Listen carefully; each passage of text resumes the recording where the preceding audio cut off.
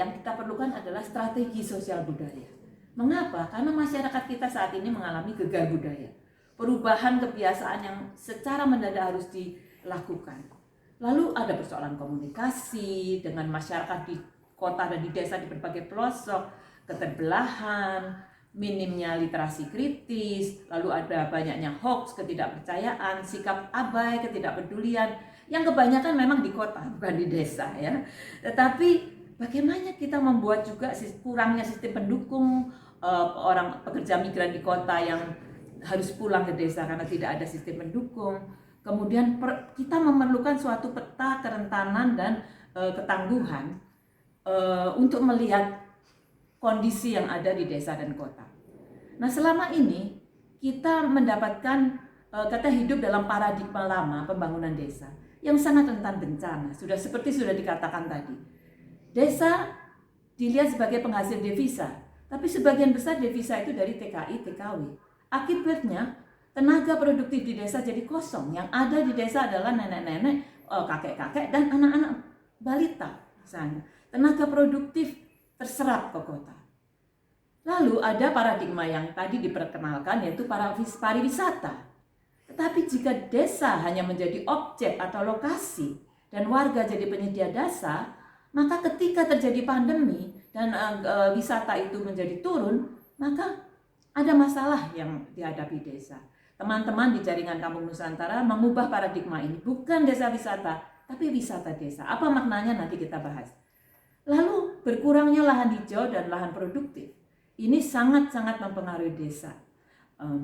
Pengalihan lahan bisa dipakai untuk industri ekstraktif dan sebagainya yang memang menghasilkan uang banyak. Tetapi masa depan desa itu pun terancam. Lalu pertanian dan ladang yang biasanya untuk konsumsi pangan menjadi komoditi ekspor. Ini terjadi di berbagai macam daerah, menjadi sawit, menjadi kelapa dan menjadi karet dan sebagainya. Akibatnya ada pengurangan keragaman budaya lokal, hayati yang lokal, keragaman pangan di desa menjadi berkurang, dan juga konsumsi menjadi sangat terbatas sehingga ada dampaknya bagi kesehatan, munculnya stunting dan sebagainya. Dan ketika ada masalah pandemi dan ekspor itu menjadi berkurang, maka desa pun mengalami masalahnya. Nah, bagaimana kita menghadapi ini? Dengan melihat bahwa desa dan kota itu menurut Prof. Yunita diingatkan, jangan lupa kita memajukan desa, tetapi hubungan desa dan kota itu berkelindan tak terpisahkan dengan jaringan yang ruwet menurut Prof. Yunita. Nah, dampak ketika pandemi menyerang kota, agen distributor nasional internasional pun menghentikan. Akibatnya tadi komoditi-komoditi produktif di desa menjadi tersendat dan akhirnya banyak dihancurkan, tak bisa dikirim, tidak bisa menjadi uang. Nah, kemudian juga tadi yang disebutkan berbaliknya arus tenaga kerja dari kota ke desa. Tetapi bagaimana kita memfasilitasi agar tenaga kerja yang berbalik itu tidak kembali lagi ke kota, hidup di desa, tetapi juga mempunyai peluang kerja yang baik. Nah, pada saat yang sama, konsumsi urban sudah masuk ke desa. Anak-anak makan ciki, makan semua makanan-makanan yang ber-MSG. Padahal keragaman pangan itu dulu ada di desa, berbagai macam kuliner yang sangat sehat ada di desa. Nah, muncul juga stereotip-stereotip tentang kehidupan petani yang tidak menarik bagi generasi muda. Dan ini belum lagi ditambah perubahan iklim global dan yang sangat mempengaruhi bagaimana petani mengolah hasil produksinya.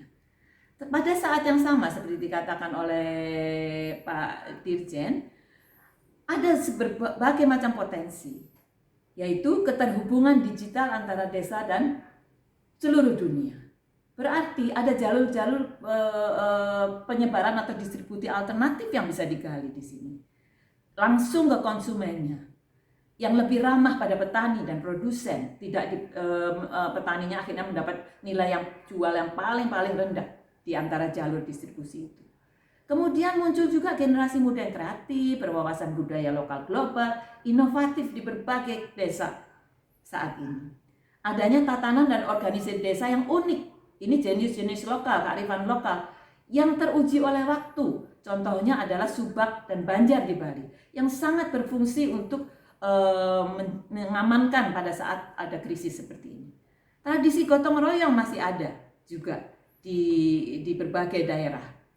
Lalu kita mengenal juga tadi, walaupun sudah dikatakan dengan KPK dan sebagainya bagaimana korupsi terjadi, muncul lurah-lurah muda, kepala desa muda dengan reformasi birokrasi yang menggalakkan musyawarah desa yang berpartisipatif. Tidak hanya segelintir orang muncul, ada undang-undang desa, ada dana desa.